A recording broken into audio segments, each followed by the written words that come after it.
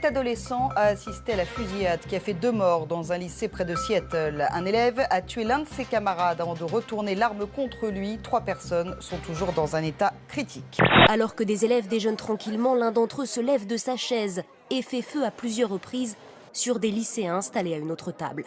J'ai entendu des coups de feu, je me suis retournée, il était là en train de tirer. Il y avait du sang partout. Les motivations de ce jeune homme, décrit comme gentil et populaire, restent floues. Star des équipes de football et de catch du lycée, il aurait vécu une déception amoureuse.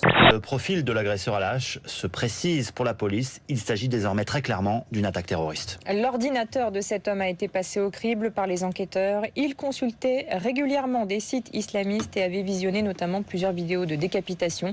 Jeudi, il avait attaqué plusieurs policiers avant d'être rapidement abattu. L'important n'est pas l'atterrissage, mais la hauteur de la chute. 41 419 mètres au total, jamais personne n'avait sauté d'aussi haut. 19 200, ce chiffre, c'est donc celui du nombre de chômeurs de plus en septembre. Après l'accalmie du mois d'août, le chômage est reparti à la hausse en France, vous le voyez, plus 0,6%. Pour réaliser son exploit, 2 heures d'ascension à l'aide d'un ballon gonflé à l'hélium pour une descente en chute libre de 4 minutes 30. Retour sur terre en parachute, une dizaine de minutes plus tard. Et le chômage remonte pour toutes les catégories d'âge. Chez les moins de 25 ans, c'est plus 0,4%, tandis que la hausse est de 1% pour les plus de 50 ans. Le ministre du Travail reconnaît le manque de résultats du gouvernement sur le front du chômage. Soyons honnêtes, nous sommes en échec, dit-il. À titre personnel, devoir annoncer chaque mois une augmentation du chômage, c'est une souffrance, ajoute François Rebsamen. Et il ajoute: l'année 2015 devrait voir une amélioration sur le front de l'emploi, plutôt vers le second semestre s'il y a une poussée de croissance.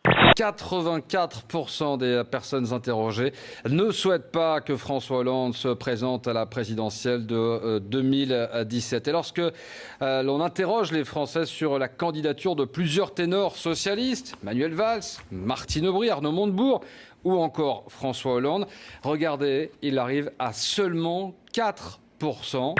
On n'entend pas que cette volonté du gouvernement de tirer les leçons de la situation. Donc en 2017, j'y reviens, Hollande, s'il se représente, ne sera pas au second tour. Donc le PS ne sera pas au second tour.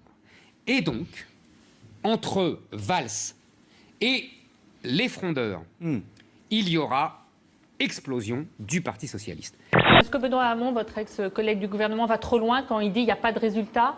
Donc cette politique, c'est une menace pour la République parce qu'elle prépare le terrain pour le Front National. Les mots qu'il a utilisés ont, à mon avis, dépassé sa pensée. Parce que c'est incompréhensible qu'un ancien ministre dise cela. C'est, hélas, le vice des sociétés vieillies que de regarder le passé. La nostalgie n'est pas un sentiment qui peut être celui de la création. On ne construit rien sur la nostalgie. On construit sur l'émotion, l'espérance, la volonté, la conquête. Après, on va avoir en fait un grand parti, si vous voulez, social-libéral, qui ira de Juppé à Valls, de NKM jusqu'à Najat Vallaud-Belkacem. Tout ça, ce sont les mêmes. Ils pensent la même chose sur tout, ou presque tout. C'est pas facile d'être banquier dans ce gouvernement. Mais arrêtez avec eux. Non, mais c'est ce que disent les autres. Avec ce stigmate, oui. Vous êtes un peu le Tullius Detritus, oui. En essayant d'aller... C'est abominable comme rôle. Hein. Oui, c'est Tullius Detritus, merci. Je sens qu'on va être potes. L'âge est un inconvénient. Encore que, il y a des jeunes cons et des vieux cons. Vous connaissez la chanson c'est pas tellement une question de personne, c'est une question de Georges Brassens. Quand on est con, le temps ne fait rien à l'affaire. Vous vous souvenez de la BD de oui. Oui. Qui va dire ces salopards disent que vous êtes banquier, puis lui disent que vous êtes ringard, etc. Puis là, comme ça, vous allez alimenter la... Il a vu mon jeu. Zut, il va falloir que je change de ton. Ouais. Bon, pour bien vous montrer qu'on est à Berlin, je vous montre quand même le bâtiment le plus connu, la porte de Montebourg.